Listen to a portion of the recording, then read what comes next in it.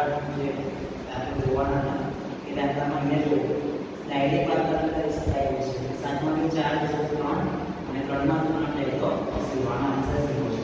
પરંતુ આના જેવો જ દાખલો છે પણ અહીંયા જો માનાંક છે. બરાબર, આ બાદબાકી શું કરવું પડે? આ દાખલામાં 7 ના 7 -12 કાઢ્યો અને આને અંશ આપી દેવાનો. આવું આવે છે.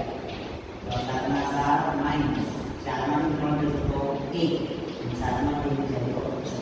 ડાયરેક્ટ આની બાદબાકી કરવા જશો તો 0 આન્સર આવશે. અને જો આનો બાદબાકી ડાયરેક્ટ નથી કરવાની. આને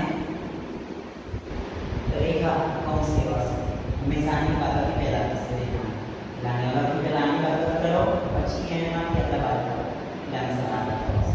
હવે આગળ જગ્યા આપણે આવા સરવાળાવાળા બળવાસ દાખલા આવે તમારા એક્ઝામમાં ડાયરેક્ટ કાઢી દેતો છો. હવે 6 અને 7 13 ને 8 21 21 1 વધી 2 5 3 8 9 10 10 ને 0 10 વધી 1 4 ને 5 5 ને 9 14 14 ને 3 17 7 વધી 1 3 ને 9 અહીંયા 3 10 3 ના પાસે 3 સુધી રહેશે. 3 ને 2 5 1 6 આવશે. સરસ 0 1.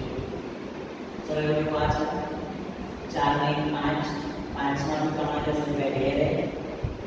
1 અને 8 લાવો 9 માંથી 8 જશે તો 1 રહેશે.